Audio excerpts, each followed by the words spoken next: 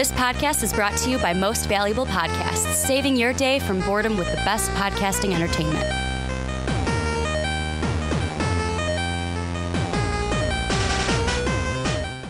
What's up, what's up? Real MVPs, Ricky Widmer here, along with fellow Manchild, Johnny Karlic. Winter is coming. Winter is coming, Johnny. Well, winter is coming in HBO, but winter's not coming outside. It is I don't know. It's Chicago. Out. We don't fucking know. I saw something on Facebook my aunt posted. So my aunt and uncle live in Michigan. My cousin and her boyfriend live in Wisconsin, and we're here in Chicago. And I saw something. My aunt posted something about snow. And I said, don't you put that juju on me, Ricky Bobby. Don't you put that voodoo curse on me, Ricky Bobby. Don't you put that voodoo curse on me. As welcome into the Rick and Johnny podcast. My name is Ricky Widmer. Johnny Karlic sitting across the table from me. This is where we talk about everything in nerd news, superheroes, movies, entertainment, TV shows, basically everything under the two nerdy suns. And boy, do we got a jam-packed show. We're talking Game of Thrones. We're talking Joaquin Phoenix and him being the Joker. Is he the Joker that we truly deserve, Johnny? And then we're going to talk Shazam. Johnny will give his kind of review thoughts because he was not on the Shazam review with us. And we're going to talk about, did Shazam prove if we really don't need to worry about DC movies anymore? But before we get into everything, make sure to check us out on patreon.com/most valuable podcast. That's where you can go and support MVP. We've got a bronze level, a silver membership, a gold membership, giving you all juiciness that you can get extra for helping support MVP. One of those being the new MVP Discord server. You can jump on, you can talk to Johnny, you can talk to myself, you can talk to any of the guys from MVP and the patrons from Most Valuable Podcasts. So go check that out. Link down below in the description. But Johnny, let's get started with everything today. We are going to start with some Game of Thrones as we are a week away. We are recording this on Sunday, April 7th. Next week, when we get to April 14th, it will be Game of Thrones finally here for us. And this is where we're going to give kind of like our last preview, our last predictions before we get the season 8, the final season, next week. Johnny, I want to start off with you. Episode 1, next week. What do you think we're going to see in that first episode? Oh, just final prediction of the whole season. Everyone dies. In that first episode. Everyone's dying. No, full season. Oh, just, okay. Everyone dies. No, everyone dies at the end. Night King's on the throne. Good day, everybody. No, everyone dies. Oh, even the Night King and the White Walkers. Okay, I see how we're going here. Everyone dies, and George R.R. Martin comes out and sees, haha, laughs on you, suckers. He walks out in the middle of the set and goes, Wiener, wiener, wiener, wiener, wiener, wiener. Oh man, would that be an ending? Would that be an ending? I would be Game mad, but I would also be impressed. But go ahead. What are you expecting? First off, we'll say this season. God. What are you expecting as we sit a week away? God almighty, I don't know. I have to, because I told you before the podcast, I have a Deadpool to make. Still, you do. And with a different group of people that are watching it as well. They've set up a Deadpool who's going to die throughout the season, who's going to become White Walkers. Yeah.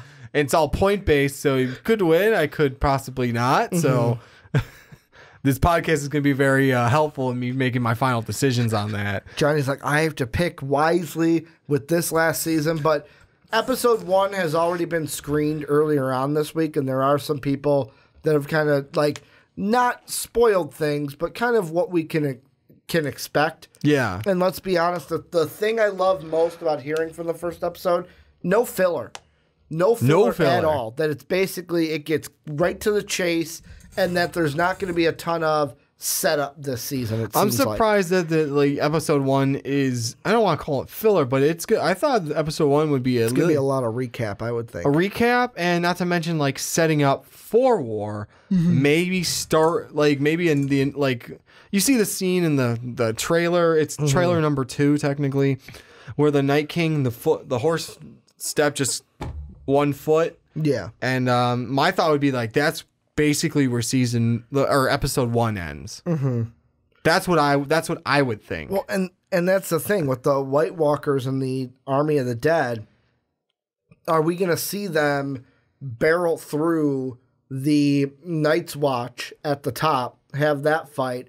Are they going to kind of barrel through some of the North already to where how close are they going to get to Winterfell after that first? I think that's what it's going to be is like you're going to see Winterfell. So you think they get, are you saying, just to clarify, they get to Winterfell at the end of episode 1? Yes. Okay. Because I think it's going to be like, and they said it's going to be no filler.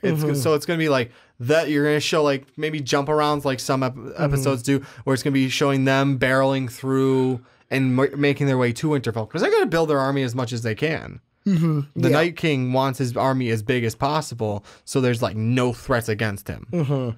Whereas you're going to have the Northerners getting ready. You have Cersei's side story of the gold, like getting the Golden Company or whatever Golden the mercenaries Company. are called. It's either the Golden Company or the Golden Compass. I think it's the Golden Company. Yeah, whatever she's getting for her army coming over. Like Euron is bringing them over. Yeah, from the east to the west.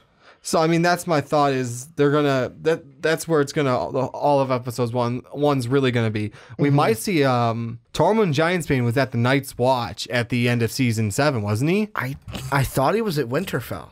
That's what I thought. Maybe I don't remember because I'll have to recap beforehand. Of course, it's been so long since season 7. Yeah. But the meme I've just seen throughout the internet that was the last thing I thought we saw is like him and Brienne. Yeah. Where it was basically like... Oh, he likes her. He does. But it's like, I thought he was at Winterfell with everybody and wasn't up at the Night's Watch. I'm going to have to recap now because I don't remember. Oh, dude, this whole I know he was supposed to be watching. The wildlings are supposed to be watching Winterfell. True. Or the Night's Watch. Yeah. Castle Black. This whole week for me is basically, today we're recording on Sunday. Yeah. It is the holiest of thou, WrestleMania. So I get to watch WrestleMania, and then this entire week is just going to be me streaming and binge watching season 7 Game of Thrones to get ready for next Sunday, which is Game of Thrones season 8, episode 1. I am predicting, or I am thinking, episode 1 is going to be the action in the White Walkers and the Army of the Dead making its way down to Winterfell. Yeah. Everything else is going to be about reunions at Winterfell. You've got Jon seeing Sansa and Arya for the first time in a long time. That's one reunion. Then you've got Daenerys meeting them. Oh, hey, have you met my girlfriend / aunt, Daenerys? I don't know she's my aunt yet, but we'll get to that later.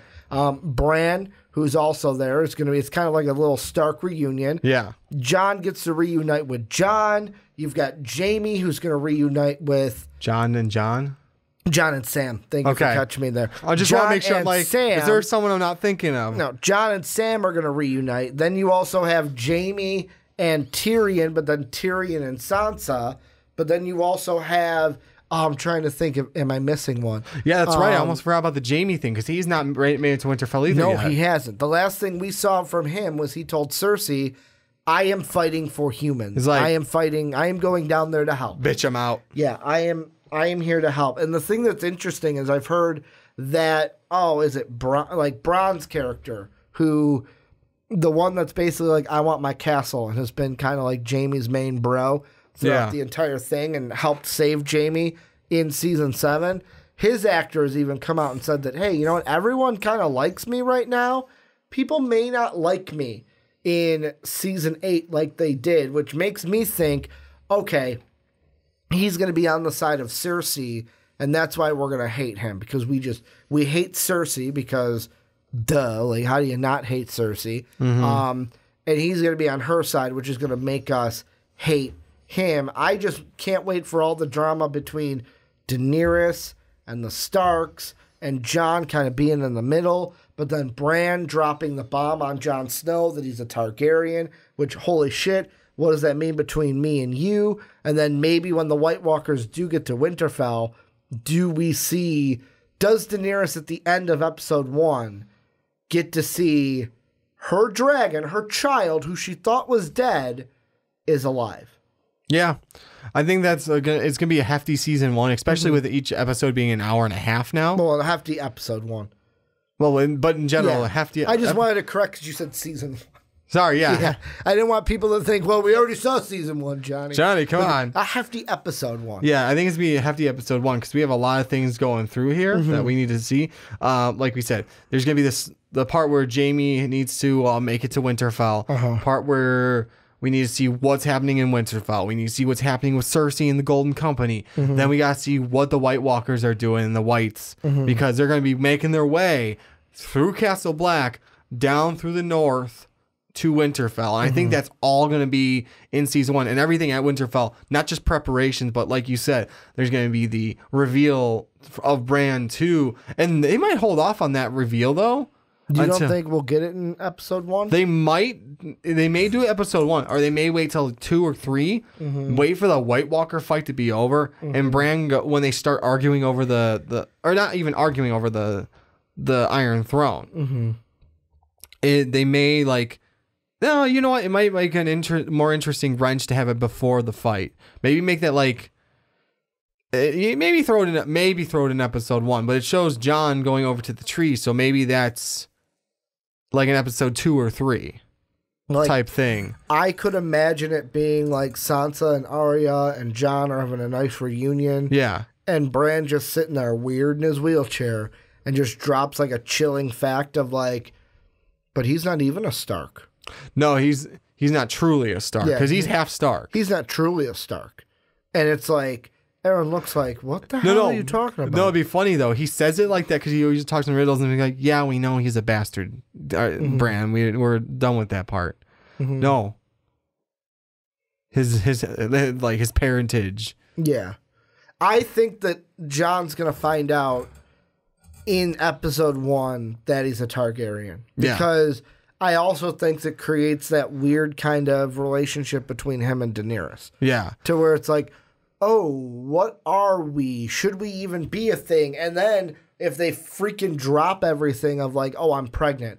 Well, shit. Because here's the thing I'm thinking. Why would they show them having sex if they weren't going to lead to a baby between? I think they're going to. Because, I mean, it's not odd for Targaryens to inbreed. Yeah. And I mean, do you think... Because they said that before in the early part of the series. Let me ask you this then. Do you think at the end, after everything in season 8 is all undone, do you think we get the possibility of both, not one on the Iron Throne, Jon and Daenerys on the Iron Throne with pregnant Daenerys? I think that's where we're gonna end up. To where both of them are king and queen, and they have their lineage of, yes, we are going to give birth to basically bringing this whole thing full circle and bringing it back to a Targaryen being on the throne. Basically. Is that, and that's a positive ending. Or do we get a negative ending? It's that, or I'm thinking, if anything, Jon. Because Game of Thrones, anything can happen. That's the thing I love about it. Basically, except, you know, Jon. I mean, Jon can't die. We all know that. No, Jon died before and then came back. Exactly. Jon gets the... we willed Jon back into existence. It's the protagonist card. Well, not just that. I remember when Jon died, fans went ape shit. They did. And it seemed like, well, no, he's back. He's back. We brought him back. I think he actually... Right? I'm wondering if that was supposed to happen anyways, though. I have no idea. It was way too coincidental for us not to make the joke of like... Yeah. No, we brought him back. We're fine. Protagonist powers activate. But no, to me, I don't know at the end of this season. Are we going to get a happy ending or a bad ending? Like, I am kind of preparing for a negative, sad ending. Unless it's going to be something along the lines of... like, Jon makes it to, like, what is it, six episodes, right? Yeah. Jon makes it to, like, episode 5.5, 5 or 5.5. And I would say he's got to go out, like, as a man of the people. So he's not going to just gonna... 8 episodes. 8 episodes? Really? I thought we were getting only 6. No, we're getting 8. Oh, God. Oh, God. Yeah, and they're supposed to be a little bit longer. No, yeah, they're supposed to be half hour. I was lied to. Yeah. I was lied to. Google said 8. Wikipedia says 6, so you're right. Yeah, I thought it was 6 episodes, hour and a half each. And they're longer episodes, yeah. Because it's funny to me, like, even if you look at who each is directed by. Yeah. So episode 1 and 2 are directed by the same person, David Nutter. He also has episode 4. Then you have episode 3 and 5 are the same person, Miguel Sapochnik. I hope I said that right. Sapochnik. And then the last one is, I believe, the writers of Game of Thrones, the made ones, in Betnoff and Weiss. The main two guys at the end who have, the main guys who wrote 3 through 6 are going to direct the very last one. So I'm expecting also 1 and 2 kind of to be the storylines. There might be some that slip over into number 2. Yeah. Because we've got the directors that are like, we've got Nutter for the first 2. So of course it's like, okay, you could have this story kind of stretch over into 2 because you're still going to have the same director for it.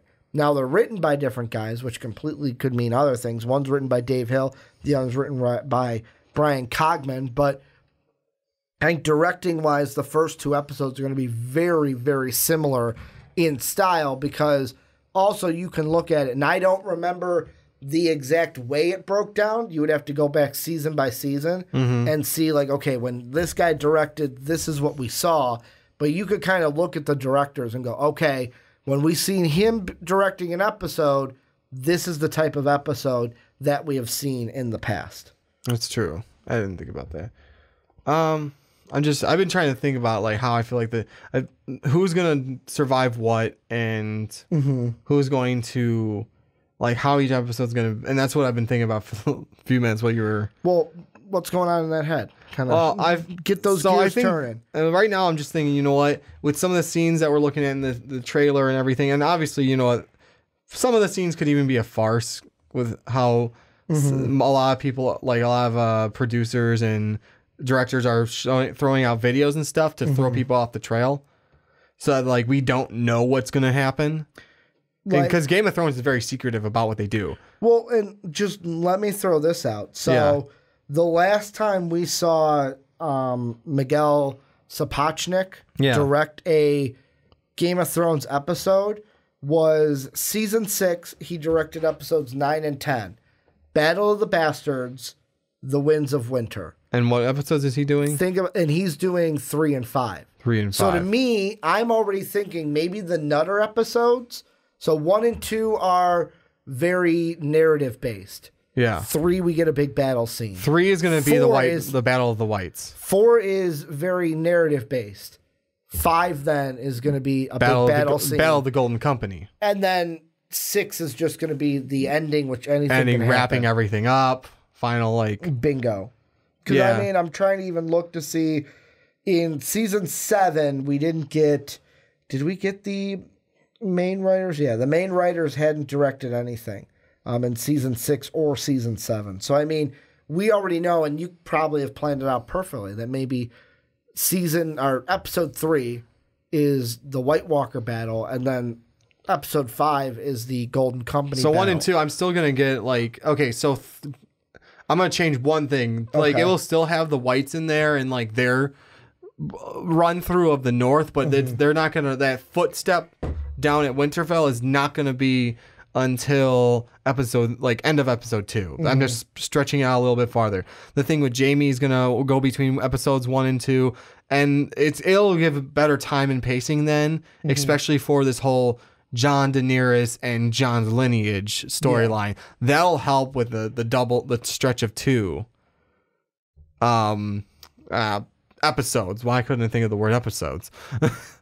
But yeah, that's what's going to happen. I mean, we're going to probably see Cersei go through some betrayal feelings when she finds out that Jaime left as well. Yeah. So that'll make for an interesting story arc. So the last episodes, and I'm going back again. So the last episodes we have seen where David Nutter has directed Game of Thrones is at the very end of, what is this, season 4? Am I in? Season 5. And here's what happened in both of his episodes. So episode 9 was called The Dance of Dragons. During a snowstorm, Stannis' camp is sabotaged when Ramsay's party destroys the camp's siege equipment and food storages, while inflicting heavy losses on the army's horses. Sending Davos to the wall to ask for supplies, Stannis reluctantly allows Melisandre to sacrifice Shireen, burning her alive at the stake. Despite her and Selassie's, I hope I said that right, objection, Snow and the others return to the wall, allowing the wildlings to pass south. In Dorne, Doran permits Jaime and Bronn to return to King's Landing with Marcellus, provided Tristan accompany them and serve on the small council in Oberyn's stead.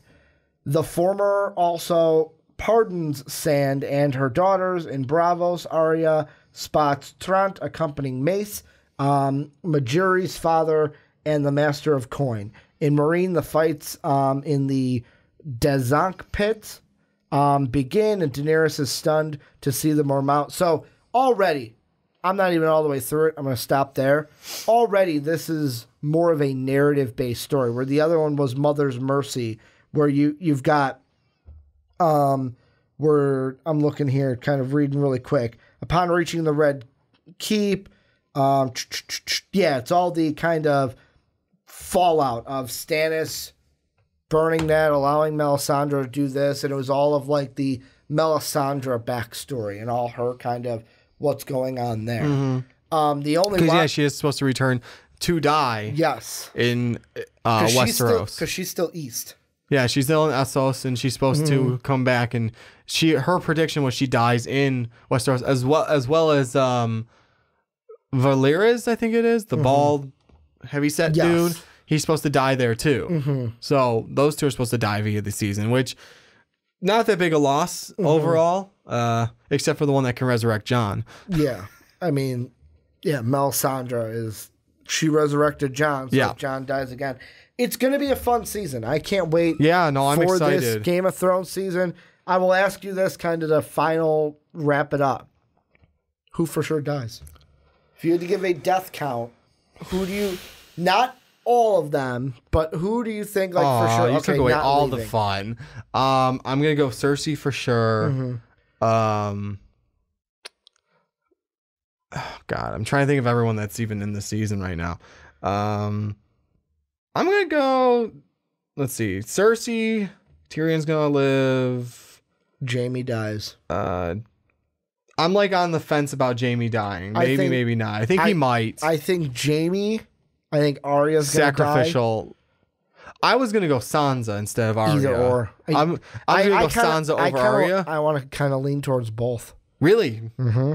Why you say that? I want to hear why you want to think both. I'm thinking the way I'm thinking it through is basically with Arya, she's going to get caught in her cockiness is going to get the better of her, or her confidence, I should say, is going to get the better of her, where somebody is going to get the better hand, and she's just going to die to where it's going to be a shock to all of us. I'm going to say Sansa is more of like because I don't think Sansa's going to be in the heat of battle. She's not going to be in the heat of battle. I feel like there's going to be something else that happens. What?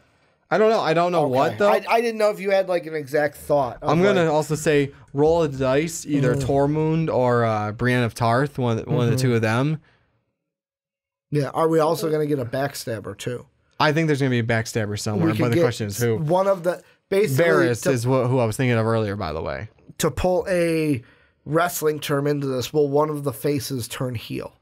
Will one of the faces turn from good guy to bad guy? Either, I'm going to say also Theon or his sister. I know I'm kind of doing a lot of coin toss ones. Does Gendry die? That's a good question. Because technically he's the last living son from Baratheon. I think I think Gendry lives.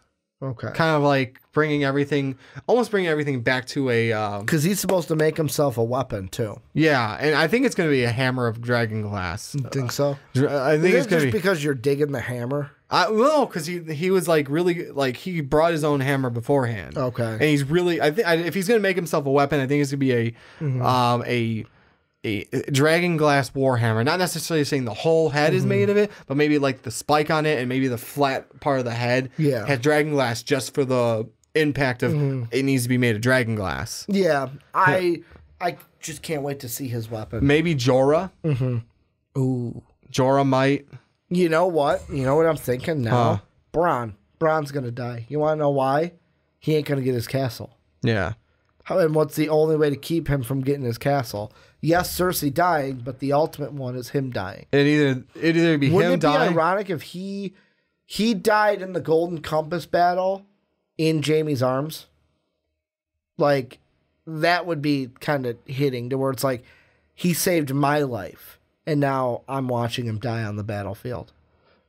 Maybe, Or if Jaime has to kill him. Jaime has to be the one to kill him. I would say, what if they have to have the sword? What if the sword fight? The two of them have to have a sword fight. And then, hey, the only way I'm getting past you is if I kill you, and then Jaime has to kill him. Kills Jaime. Cersei realizes you killed Jaime on the battlefield, has him offed, or put into the torture chamber. Yeah, no, that could work too. I think that's how that would go down, because that could totally work too. I think that's how that would go down.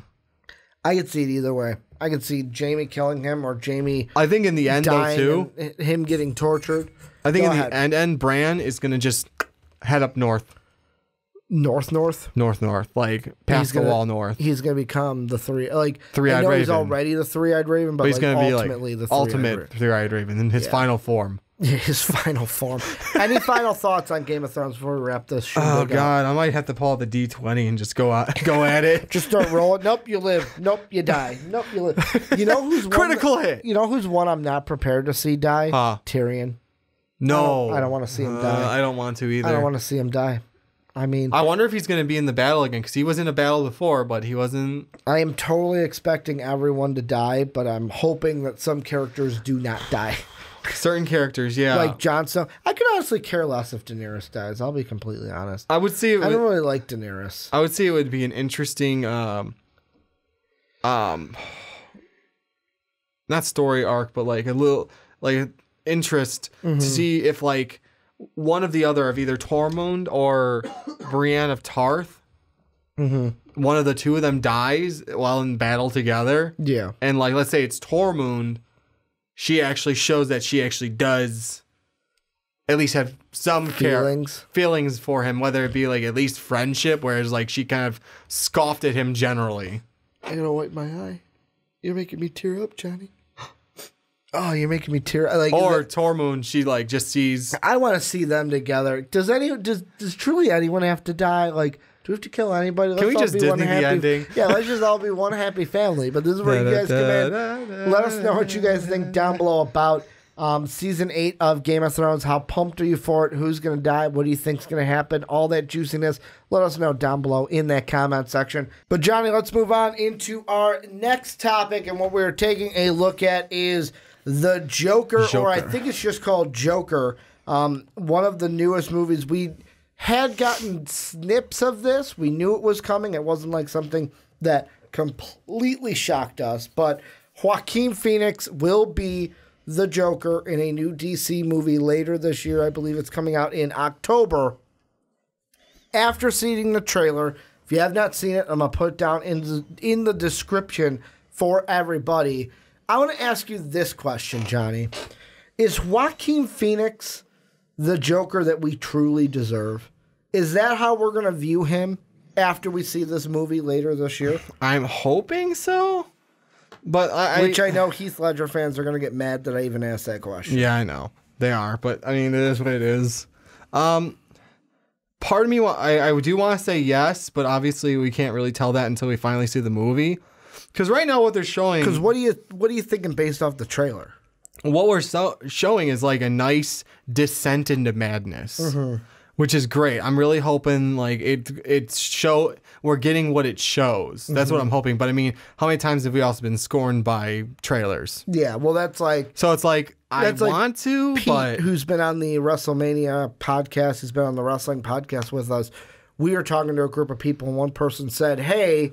BVS's trailer didn't look bad. No, it didn't. And I was like, we don't talk about that movie. Yeah, and not to mention that's also DC. There is a point. Yeah, we're going to get into that, We will. I was kind of conflicted on which one of those segments to talk about that. And I talked about this one, but this is something where I saw it and I was like, yes, give me this. Give me a backstory to the Joker. Because I know there's people out there like Dave that's like, I don't need a backstory to the Joker. The fact that I don't know his origin is really the coolest thing about it. That he's just a deranged a mad man, and I don't need to know why he is like that. But for me, I look at this and I go, first off, is this a true Joker origin story? Or is this going to be just one of those where we've seen it so many times in Batman movies and cartoons and everything of like, you think this is the Joker's origin, but there's so many out there. It's like, this is just what one person thinks is the Joker's origin. That's a cool concept too to think about. Because like we've seen it towards like, no, this is his origin. No, this is his origin. And it's kind of like it's a mystery thing of like, no one truly knows how he became the Joker. Honestly, this might even be just the start of like, hey, this is just a Joker story, and this has nothing to do with anything else. We're not tying this into anything. This is just a cool Joker origin movie, which would be fine with me. I'm just curious to. I'm really hoping this one's gonna be really good, and right now I'm excited for it, and I hope it stays that way. Because obviously people have said it's kind of got like a Norman Bates kind of vibe to it, especially like with the whole part at the beginning where he's like of the trailer where he's like, my mom always told me like to always put a smile on your face, and like you get the scene of him bathing his mother. But also there's a scene of him and Zazie Beetz, who's going to be in the movie, where they're at a diner and she's laughing like, hey, I'm having a good time. And he's kind of just sitting there like... trying to force a smile. You can tell he's trying to smile, but at the same time, it's like, is he unable to smile? Yeah. And I mean, there's a whole backstory of him, like he's writing jokes down. He's going to a stand-up club. He's the clown that kind of spins the sign in front of the stereo shop. That I wonder if this is going to be a story where Joker's a man who kind of a messed up guy. Like you can tell that he's not all there, but then something happens to either probably his mother, then maybe a girl that he really likes. Like maybe Zazie Beetz' character is like a girl he starts seeing, and he really develops feelings for her. That may be something to where you look at it, and if something happens to both of them, kind of sends him down a spiral into madness, and that's how he becomes the Joker. Or the mom dies, and he becomes the Joker, because there's the scene at the end of the trailer where he's in the traditional Joker suit, and he's got roses. The whole get up and everything, yeah. So I wonder if that's a scene where maybe the mom had died, he's gone into madness, and he's going to see her because maybe she broke up with him or something may have happened. He's going to see her like, hey, we belong together kind of a thing. I wonder if that's going to be laced into this movie. Could be at all. What I'm wondering now is sort of along the lines of yours, where like you show the scene where like the kids steal his sign and then he runs down and like gets hit in the face with it. Or on the guys on the subway that beat the shit out of him because he's laughing. Yeah. And like those are things like, but he goes back home to his mom, and it's a little unhealthy of a relationship. But it seems like because he's not all there, like you said. Like, yeah, like kind of like the Norman Bates thing where you can tell she's got a hold on him. Yeah, which is like, the only reason I say it's unhealthy is because she looks like she can get around, but he's bathing her. Mama always told me that the foosball is devil. The foosball is devil. Yeah, something like that. Oh, but it's like, alligators just so honorary because they have all them teeth, no toothbrush. Basically, the Joker and Bobby Boucher are the same person. Yeah. Could you imagine a Bobby Boucher Joker? Yeah, no, think about that image and go ahead. Batman is the devil. Batman is the devil. Go ahead, what you were saying, though. No, I mean, because it's a little bit, I say it's a little bit unhealthy, the relationship, because if, like, they had the scene where he's bathing her, but she's able to get around because they show them dancing. So it's like, okay, it's not like she can't take care of herself. Oh, no. Unless she's got something wrong up there. She does not look like somebody that has, like, any disabilities or anything. And we could be wrong when it comes, like, maybe she has dementia. Yeah, maybe it's one of those, and maybe it's that. Okay, then we'll find out when we see it, and then there's where like, okay, it's not as unhealthy of a relationship anymore because he's taking care of her. But like like, I think what happens, like, he keeps trying to put a smile on his face and everyone else's by being an entertainer. And when maybe something drastic happens to her, or hell, like the one that was keeping him afloat with all these bad things happening to him was Mom. Mom's gone. Well, time for the Joker to come through. And he just like snaps at the end. Yeah, as soon as she's gone, kind of like I'm going to describe it in an electrical way. The fuse snaps and just downhill from there. It's not even like straight, like it's not like a switch or on off. It's the fuse snaps and everything just starts to. Because like even at the end, we see the scene of it's got a very Martin Scorsese kind of feel to it. But like with the music where he's going down the stairs and like da da da da, and he's like tapping with the music. I wonder. Sunshine all over the place. And I mean, for me, I kind of think about this is.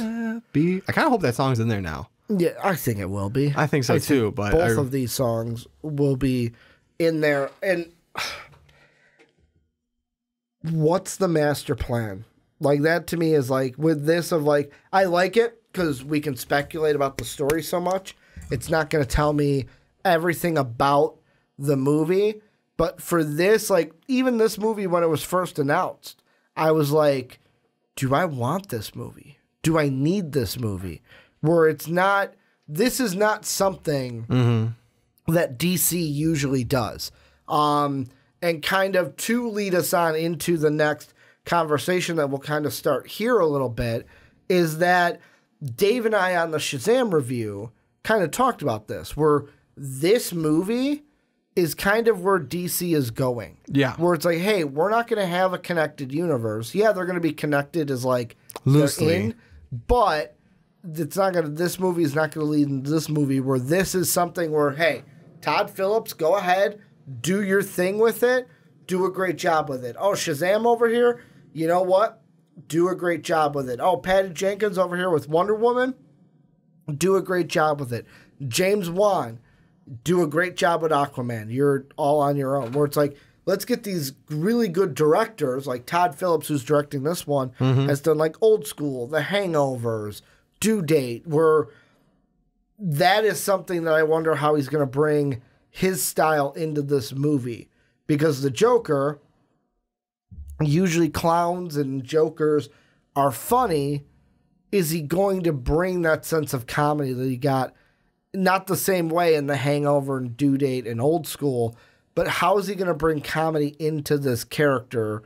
Somebody who is trying to be a stand-up comedian, also somebody who is representing a clown, which deals with laughter and deals with happiness in general. Yeah, and that, I mean, I think they're pulling that at least from the. I don't know if it's in the comics at all, but I remember it being in the animated series Joker origin. Wasn't he trying? He was like a chemist trying to be a comedian. I believe the main thing I remember from the animated series is him getting dumped into the vat, where he gets dumped into the vat, and that's the only reason he did is because I think he was doing a job with some other guys. Yeah, and he was doing it so he can keep doing his comedy, trying to get his comedy career off the ground instead. Yeah. I mean, with me, I don't completely like. It's been so long since I've seen the animated series. I just remember the vat that he drops into. But like that's the one thing that I'll bring up again. That like Dave, when I showed him this, he's like, I don't really know if I want this. I don't really know if I want an origin story or an origin pick about the Joker. And that's why I kind of go back to the question is Joaquin Phoenix going to be the Joker we truly deserve? Like, is he going to be so good in this role that we look at it and go, holy crap, look at the work that he put in? Or are we going to see this movie and go, we didn't really need this movie. This was not a movie that we needed. As of now, I'm going to go with, it looks like it's going to be like a really good Joker movie. I mean, again, it's one of those things like we'll find out when we finally see it, or hell, it might even show itself even more when the second trailer drops. Yeah, I hope. But as of now, I've got like, okay, this looks like a really good Joker movie. I hope they don't give us too much with it. I hope not either. I hope they really don't give us too much with this, because I love how they've just they showed us enough to show why. Because like even the thing I'm wondering too is like he does the thing where he's like this with his fingers kind of making the smile and then snaps it back, and then he even does it to a kid to where I'm like, ooh, that's giving me real serial killer vibes right there. Yep. Of like, I would not want him anywhere near my child, even if there was a fence kind of separating them. Yeah, no, I wouldn't want him. Are we gonna get any Batman references in here? Maybe. The Dark Knight. Like nothing, I don't think we're gonna see the Batman. We're gonna see Batman? No, but I hear like, well, yeah, I think we'll maybe hear, maybe in like a newspaper clipping or something like that. I don't think we're gonna get full Batman though. Yeah, I mean, this one, it's definitely, this trailer piqued my interest, and I cannot wait to go and check it out later this year in October. Johnny, there's one last thing I want to ask you. This is kind of a little story I'm going to slip in here. Kind of two quick hitters before we get into the next one that I'm throwing kind of a curveball at you. First one, news came out, Idris Elba is not going to be playing Deadshot in Suicide Squad 2. Ooh. He will be playing a new character. The reason why this wasn't an actual topic is I couldn't find who the new character was. Okay. I just want to get your thought, because for me, I kind of like this because it opens up a return for Will Smith if they want to bring him back for Deadshot. Do you think this is the right thing to do for James Gunn and Suicide Squad 2 to not have Elba be Deadshot? I'd say, you know what? Yeah, go ahead. Because, I mean, it gives us a new kind of, mostly a new lineup for characters then. I mean, we have Harley Quinn returning, which is the stagnant one at that point. And I don't mean stagnant in the bad. I mean, like, she's the only I guess staple character. Captain Boomerang's coming back. Captain Boomerang's coming back? Yes, okay, there's a second one. But I mean, you're riding on Harley Quinn, let's be honest. Yeah. And I mean, that's the whole thing of when I saw it, it was just one of those things where Will Smith is a big enough actor to where you don't want to close him out. No, exactly. You want it to have to where he can either come back for a Suicide Squad 3 or a Deadshot solo movie. Exactly. You don't want to shut him out. So you may as well, like, hey, we can introduce. There's other characters you can introduce. I mean, the one that they talked about, one of the ones they talked about, Dave Bautista, could take over the role. Yeah. Which was I forgot the name of it, but he's the one that uses guns and as well. Yeah. And do you remember the name of him? I do not. Okay. Peacekeeper. Peacekeeper. Is that what we were talking about? Yeah, it was a Peacekeeper. Yeah. Last one, I'm actually going to show you on my tablet because I forgot to send you the picture. Of course you did. So, everyone, this will be down below this link. This picture I'm showing you is our first look at Jared Leto as Morbius. Interesting. What do you think? Morbius. That's from the vampire. That's for Marvel. That's for Sony. Sony. Yeah. The only time we saw. Show me again. The only time we saw Morbius in a movie was in one of the Blade trilogy movies at the very end, or he was supposed to be in it, but wasn't, I don't think, where at the end, I think in a deleted scene, they go onto a roof, and in the distance, you see Morbius standing there, where it was supposed to be Morbius versus Blade, but then something happened director-wise to where they kind of changed that.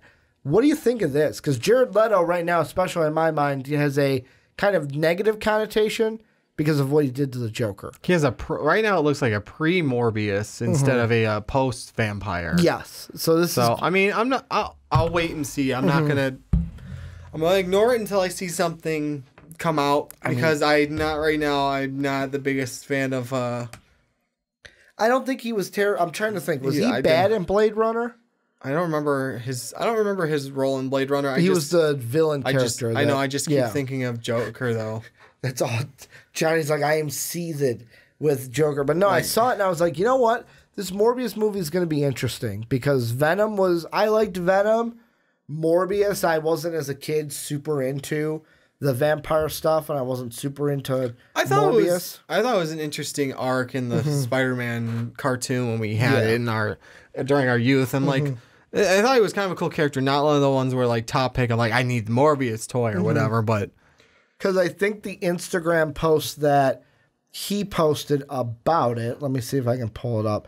Because the one he posted was a moving picture, the GIF of it, and it was just something like it showed the people walking with him standing there. It's like, while everyone walks around and doesn't notice, I stand still or something like that. Something very cryptic, but like it gives you that first look at Morbius for Jared Leto. But this is where you guys come in. Let us know what you guys think down below in that comment section. First off with the Joker, what do you think about it? Joaquin Phoenix's first look at this trailer. Is he going to be a phenomenal Joker, and can you not wait for it? Are you skeptical about it? Let us know what you think down below, and also about the Idris Elba Suicide Squad thing I threw in here at the end, and also the Jared Leto Morbius image. Let us know what you think down below. And Johnny, let's close out the podcast with another DC topic. Before we get into it, though, I'm going to do what I forgot to do for the Joker segment. Of course you did. And that is, make sure to check out patreon.com/mostvaluablepodcast. We are trying to get ourselves a new studio, this little square box of emotions. Usually they're good emotions. Sometimes they're bad emotions here on podcasts. But it is too small.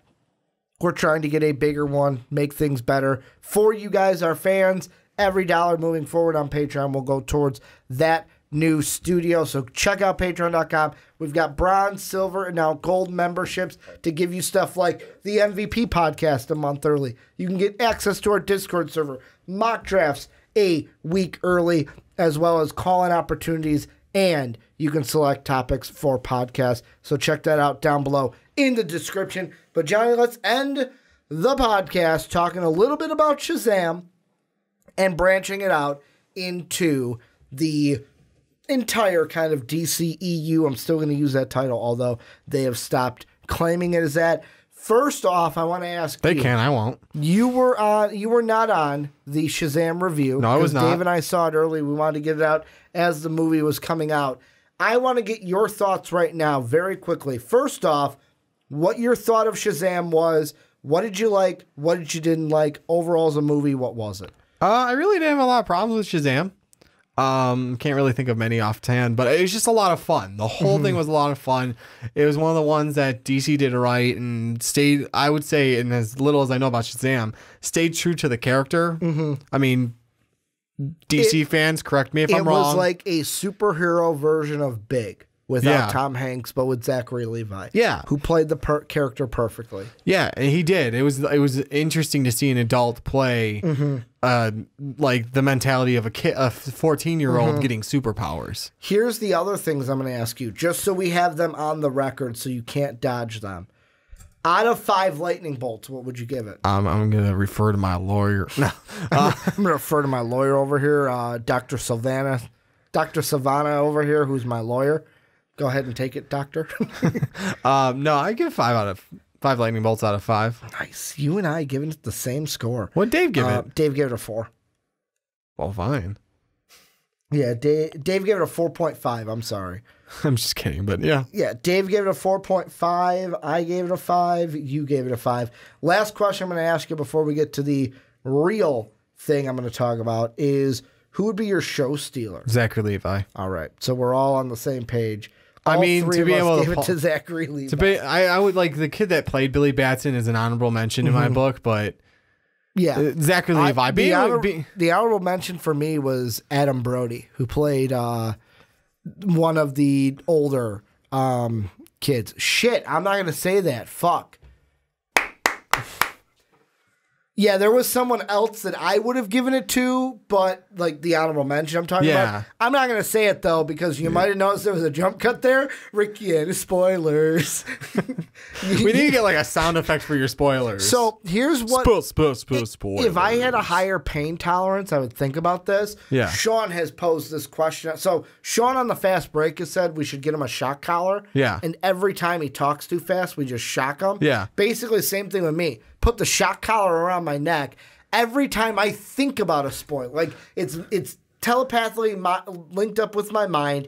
Every time I go to think about a spoiler, I get shocked. Zzz, zzz, zzz, and I just get shocked in the neck a little bit. Not enough to hurt me, but enough to be like, hey, idiot, don't do that. We'll do it, but we'll put the shock collar somewhere else. No, we're not putting it there. I know where you're thinking. We are not putting it there. Ricky, I would like to have kids someday, Johnny. But it would really get you to not do spoilers, would it Johnny, not? I would like to have kids someday. No. Ricky, sorry, spoilers. Yeah, no, we're not doing that. But what I want to go into is kind of a greater discussion of, so the last few DC movies we've seen, Shazam, Aquaman, Wonder Woman, even the new trailer that we talked about with the Joker minutes ago, it seems like DC is getting it right. And Dave and I kind of had a discussion about this on the Shazam review, and I wanted to have this discussion with you. Yeah. Also, no. The question... No, I don't want to have this discussion with you. You already did it with Dave. Why would you want to do it with me? No, I don't want your secondhand discussion. Yeah. I don't want your sloppy podcast seconds. But here's the question I want to ask you. Did Shazam prove that we no longer need to worry about DC movies about DC anymore? I'm going to say they've started to hit their stride so far when it comes to Wonder Woman, Aquaman, and Shazam now. Yes, but I'm not going to say they've proven that they can do movies right yet until like they consistently keep doing movies right. Because I need more than just these three. So 3's not enough for you. 3's not enough because remember, 3 is not a company. 3's not. Well, let's remember because you even had problems with Justice League because it has Wonder Woman. I'm saying like from the solo. Yeah, you're right. Wonder Woman came out before Justice League. Yeah, so you had Wonder Woman, which hit it hard, hit it well. But then you had Justice League, which wasn't terrible. But as you put it, it wasn't that good. Like, it wasn't great. Yeah, it was a B+ movie. Exactly. So it's like, okay, then they went back down. Then they did Aquaman. Fantastic movie again. And then they did Shazam now. Okay, you got 2 in the pocket. Let's see what happens with Joker and what other movies because we don't know. It looks promising, but so did BVS.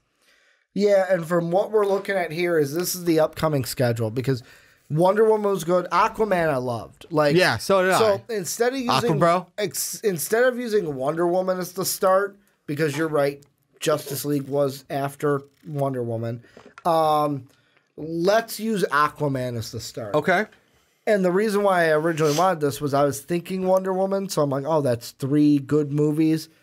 Yet again, wasn't thinking Justice League was in the middle. Yeah, you forget. It's fine. You forgot. So Aquaman and Shazam, 2 in a row. 2, I would agree, is not like a consistent thing. No. Here are the movies, and this is from Collider.com, that we've got lined up for DC. Okay. First one's Todd Phillips' Joker, which we just talked about today. And so far looks promising, but I'm not going to say yes until we've seen it now. After one trailer, it looks good. Yes. Then we've got, in 2020, Birds of Prey. Okay. Which we've gotten one look at the characters.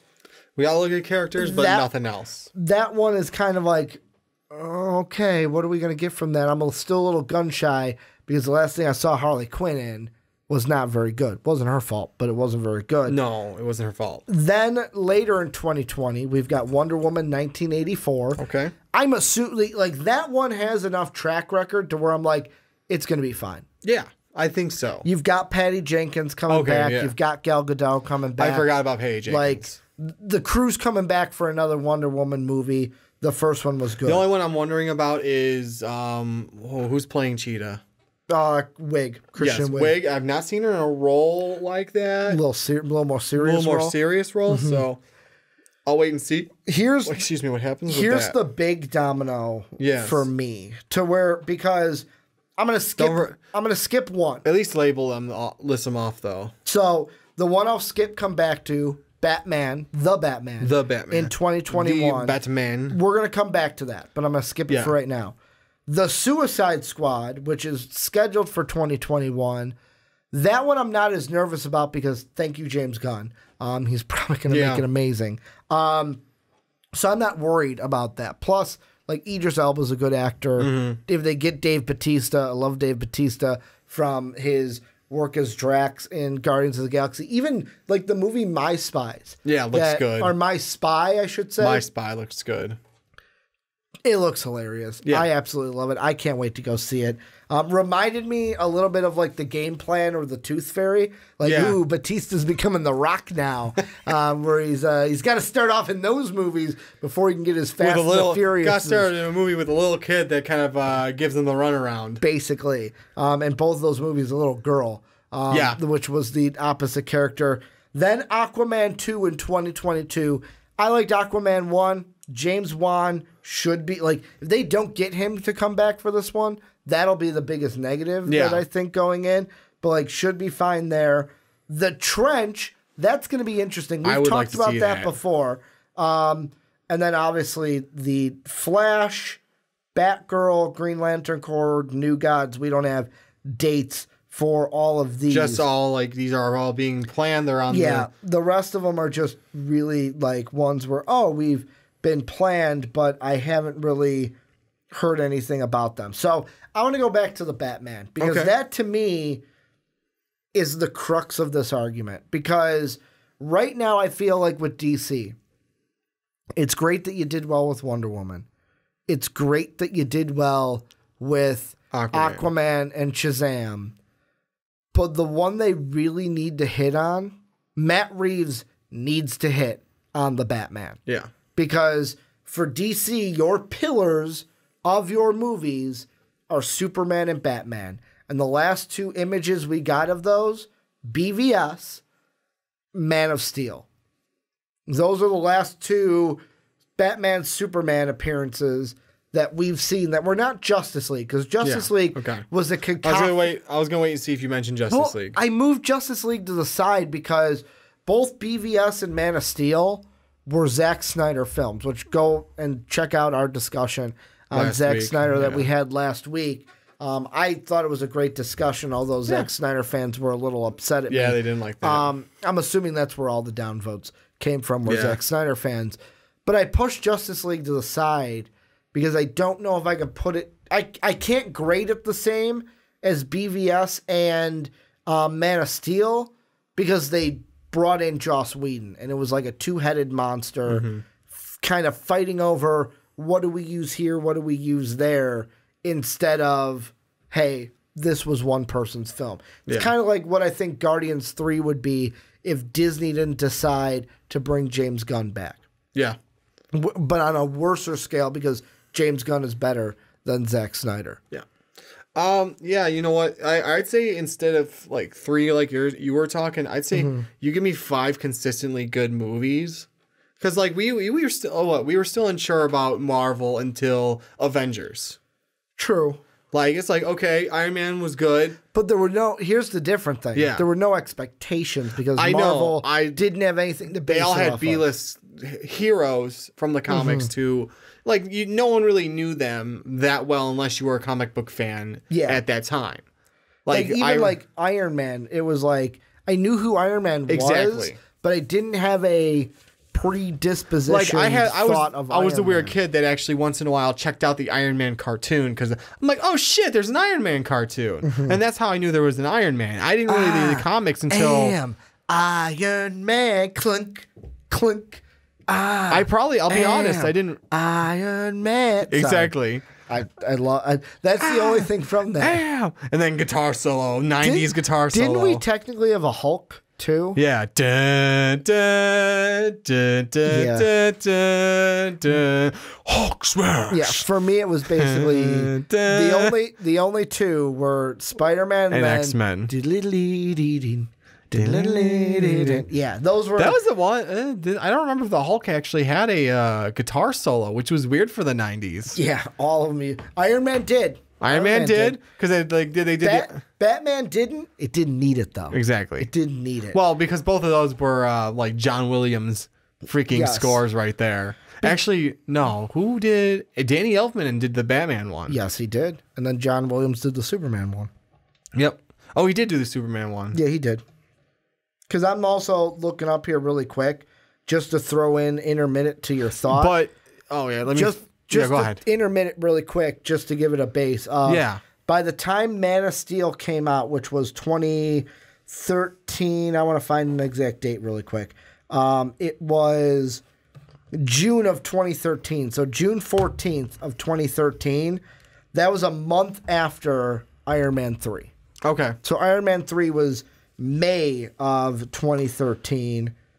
And then Man of Steel was June 2013. What I was saying earlier is I get it. We had a predisposition. We had an idea like what Batman and Superman should be. Yeah. And really, out of all those, we really only got a Superman origin movie. And when I compare it to Marvel, I get it. Like I said, Marvel start. And I say Marvel, I mean Disney Marvel. They got a head start. So they know. They kind of had a head start because we started with B-rated characters. And because we didn't have a idea, didn't have a, what was the word you used? Disposition. Was it predisposition of them? We had a predisposition of what the hero should be. But we had our doubt. At first you go see Iron Man, you see these ones like, okay, these are good movies, but you're kind of skeptical until we hit Avengers. We're like, okay, Marvel's doing good. It also, I think, helped Marvel that they couldn't use their heavy hitters. Yeah. They couldn't use Spider-Man. And that's what I'm saying. That's X-Men. why I said B-list heroes. Yeah, where Batman and Superman... When it came to popularity, B-list heroes. Throughout the 90s, we were introduced to them through both animated series. That comes down to the predisposition. Yeah. And that's what I think that's what I'm saying, though, is, yeah, I get it. They're taking out the predisposition. That's the only thing. Marvel didn't have to worry much about the predisposition. But again, it was we waited till the Avengers to go, okay, Marvel's doing really good. So I'd say go 5 movies in because they're doing well now that they're not using Batman, Superman. They've got Wonder Woman was good. Yeah, we had Justice League, but now they have Aquaman, Shazam. Those were really good movies. Hopefully, the Joaquin Phoenix Joker is going to be really good. It does so far, but that's only first trailer. And then give me 2 more movies after that that are just as good as the first 2. And you got your 5 movies. Then I'll say, okay, DC's hitting their stride. They're doing well now. Now, question for you. Yeah. Is, do you think that maybe having Jeff Johns on for those movies could be looked back as a bad thing and not a good thing? For which movies was he with? You're talking Man of Steel, BVS, all of that. That all comes down to how much did they listen to him, though. I don't know how much they listened to him, how much input he had. And, I mean, he's mostly known for Green Lantern, am I correct? Yes. That he's written a lot of, but, the Green Lantern stories are the ones that I'd really associate with, Blackest Night. Yeah, I don't know how much he did with Superman, how much he did with Batman. I don't know, so I can't say. And also, like I said, it also comes down to how much they listen to him. He knows these characters fairly well, especially, I would hope they would really bring him in for a high part, a heavy and important part when they do the Green Lantern Corps, because he is the guy to ask about all this stuff. Yeah, and I mean, the thing that I kind of look at now is, we talked about Walter Hamada when he came in and replaced John Berg. And of course, they say John's works closely with Hamada, right here, with John still working closely with Hamada on future productions, where Jeff Johns is more so kind of having an influence on the TV side of things with the DC streaming service. Yeah. He's going to be, I believe, he's had his hand in Titans. He's going to be writing Stargirl for the DC Universe app. And for me, I just kind of think into it, looking also at his comics, just so that we can get that. He's written Doomsday Clock. He did write a version of Superman in 2014 and 2015. He's written Justice League of Americas. He wrote Aquaman, JLA's, Green Lantern, Blackest Night. I'm trying to see. He had a couple Flash runs in the early 2000s, and obviously Teen Titans as well. So the only time he's had a Batman, I believe, is when he's had the Superman. Oh, no, he did write Batman Earth 1, which had Volume 1 in 2012 and then 2015. So he has had a run with all these characters at some point. Funny thing, too, he's actually written for Marvel Comics as well. Has he really? He's written 2 issues of Ultimate X-Men in the early 2000s. Wrote a 4-issue Thing series in 2002, and then wrote issue 57 to 56 of the Avengers from 2002 to 2004. Wow. So he was with Marvel Comics before going over to DC, or vice versa, was kind of maybe working with both. Yeah. But that to me is another thing of with DC early on, they never had, like, Marvel didn't find their stride until it was like, here is Kevin Feige. Yeah. Where Kevin Feige was always at the top, but it was like, it wasn't until like phase 2, phase 3, where it was like, here is Kevin Feige. He lets the Russos do what they do. He knows the Russos are good, but here's our plan, and I got to make sure we stick to that plan. Yeah, I think... Where it kind of seemed like maybe a Jeff Johns and a Zack Snyder didn't have the same type of relationship that Feige and the Russos have. Yeah. And I feel like when you say Marvel, like, yeah, they probably hit it around mid, what is it? Phase 2. Mm-hmm. Mid phase 2 was like where they were strong, and it's like, okay, now Marvel's really, really got it. Like they made huge impact, like to where, okay, I think Marvel's going to keep doing good movies when it comes to like when they hit Avengers. I would say Winter Soldier's Guardians of the Galaxy. Yeah, that's what I'm saying. Like mid phase 2. Yeah, exactly. We're then right after that, Avengers Age of Ultron, Ant-Man, and then that kind of took us into phase 3. Phase 3, which started Doctor off Strange. We had it started Thor off Ragnarok. with Civil War, though, which kind of set the table for everything. Yeah, but then there's like Doctor Strange, Black Panther, Thor Ragnarok. I'll say every single Ant-Man and the Wasp, and then we got hit hard with Infinity War. Every single movie of Phase 3 has been a hitter. Has been a banger. Like Civil War, banger. Doctor Strange, banger. Volume 2 for Guardians, banger. Homecoming, absolute banger. Thor Ragnarok, amazing. Black Panther, great movie. Infinity War, oh my God, we dropped cried. the fucking beat. Exactly. Like the worst movie of Phase 3, I would say, and this isn't like a big knock, but it to me would be the lowest rated movie for me, Captain Marvel. Like, but all of, and like you said, not a big knock. By saying that, it's like, ooh, it was a 3.5 out of like a 5. Like that would be the lowest rated one. It's like, oh, it was average. It was good, but it was average. Hoping Endgame isn't anything like that, and Endgame is closer to that 5. I'm pretty sure Endgame's probably going to be at the 5. But yeah, like it. I look at that and I go, you know what? Actually, I'll ask you this really quickly off the top of it, because I see this poll here on this website, and we're going to vote together. I'll take your answer. Favorite Phase 2 Marvel movie? God, I want to say Infinity War, but like Thor Phase 2. Phase 2? Phase 2. What was Phase 2 again? So Iron Man 3, Dark World, Winter Soldier, Guardians 1, Ultron, or Ant-Man? Ooh, it's fuck. I either want it's Dark World, right? It's gotta be Dark World. No, it's either Winter Soldier or Guardians. We'll do Guardians. Okay. The reason why we'll do Guardians is they are trailing Captain America: The Winter Soldier. Okay. 64% of people. Winter Soldier. I'm sorry. 6,400 votes for Winter Soldier. 5,500 votes for Guardians of the Galaxy. They got one more vote now. They got one more vote.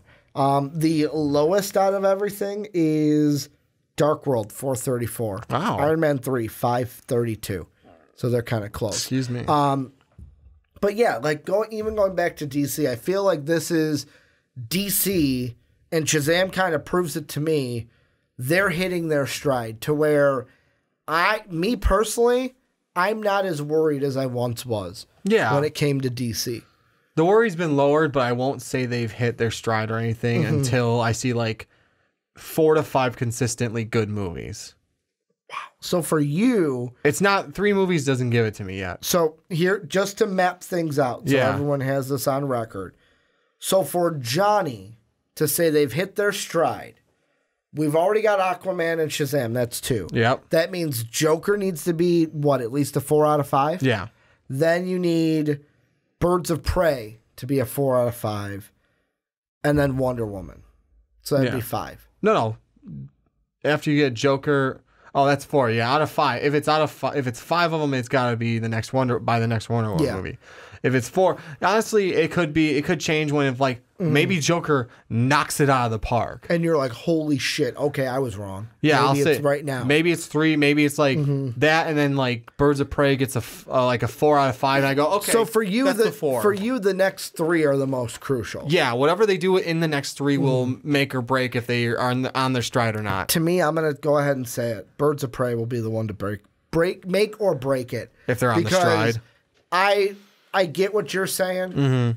After that Joker trailer, I think it's going to be a good movie. I do too. Like, I get what people say. So far. Oh, the trailers can be misleading. I did say that. I think it's going to be a good movie. They got a good director. Plus, with Shazam, the Shazam trailers were really effing good. And guess what? Shazam was really effing good. I know. The only reason I brought it up just so we don't forget that BVS did the same thing. So you got to be a little weary, but we've gotten past that and they have gotten better since then.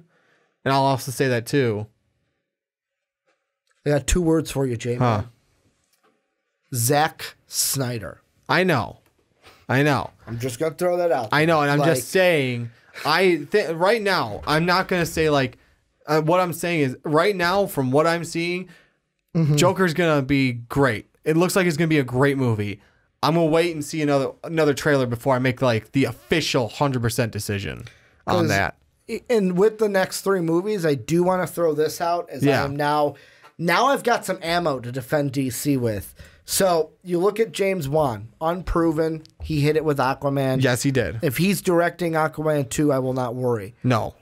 David F. Sandberg, I believe, was the director of Shazam, which was interesting. I didn't tell you this going in. So his last 2 big movies before Shazam were horror movies. Really? So that is a reason why the 7 Deadly Sins, why those horror parts of that, like those characters were so well done. So good. Like, go see the movie. They were so good. Yeah. Like, amazingly. Whereas Todd Phillips, I mentioned earlier in this podcast, he had Old School, The Hangover, Due Date, like that kind of a comedy to where he's had movies, like especially the Hangover trilogy. He's had movies that have banged out. Also, Patty Jenkins, she's already proven herself in my mind with Wonder Woman 1. The question for me, and yet again, this is something that we talked about too when we've had conversations comparing Marvel to DC. The big question for me is going to be Kathy Yan, who is the director of Birds of Prey, because the only thing she has directed that is a full-length picture is called Dead Pigs. It's a movie from 2008. It's a comedy drama, family movie, and it's a movie from China. So it didn't even come over here in the U.S. It was released in China January 25th of 2000. It actually released in China this year. So it says 2018, but it's got a China release date. Movie had Zazie Beetz in it. Yeah, it had Zazie Beetz in it. So it looks like a Chinese movie that came out in 2019, was done in 2018. She's going to be the question mark for me because you're getting a big movie right now. You're getting Birds of Prey. You're getting Margot Robbie. You're getting basically Ewan McGregor in a movie. Yes, can help carry it, but what's that style going to be like? Exactly. And that's why I say Birds of Prey will be the make it or break it for this. Any final thoughts before we wrap it up? No, I mean, I really hope DC does well, because if they do well, it's not a Marvel against DC. It's do well for all the fans. And I also thought I hit the camera. Apparently I didn't. So looking at our logo for a while. We've been looking at the logo for a while, but it's okay. Doesn't matter to the audio listeners anyways. Yeah, we're wrapping up the podcast right now. So thank you guys for checking out this podcast. Make sure you tell us everything you think about what we talked about down below, especially if you're on YouTube with this one, if you're on podcast services around the world with everything we talked about, Game of Thrones, the Joker movie, and now kind of our little Shazam DC kind of outlook with this. Check out patreon.com/mostvaluable-podcast. That's how you're going to help support us. Make sure we can get our new studio quicker than we would like to. We got bronze, silver, and gold memberships for you guys. You can check those out. down below in the description. Make sure to also rate and review the Rick and Johnny podcast on iTunes and Apple Podcasts. Every 5-star rating really helps us out, gets us into the ears of more people. Want to thank you guys. Actually, first off, follow us on Twitter. Johnny, I'm going to let you say your Twitter handle. War Machine 9085. I am at Ricky Widmer. Most Valuable Podcast is at Most Valuable Pod. But as always, stay true. Thank you guys for watching on YouTube. Thank you guys for listening on podcast services around the world. And as always, have a good day, everybody.